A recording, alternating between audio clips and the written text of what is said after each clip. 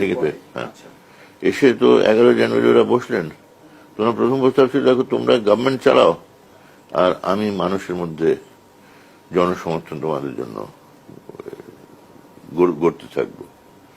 তো তখন আমরাও বললাম, আমিও বললাম, দেখুন ভঙ্গিটা এই কারণে হবে না, আপনি মাঠে থাকলে ফাইল আর এখানে ইডেন বিল্ডিং এ থাকবে না, ফাইল আপনার পেছনে খুঁজে আপনাকে যে গ্রামে আসেন ওখানে যাবে চূড়ান্ত সিদ্ধান্তের জন্য, রায়ের জন্য।